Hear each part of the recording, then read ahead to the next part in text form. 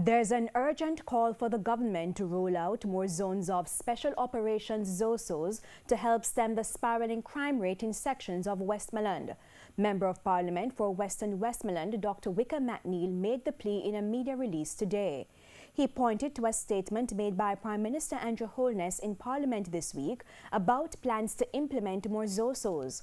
According to Dr. McNeil, there's need for a concentrated effort by the security forces and other stakeholders to bring order and control to Westmoreland.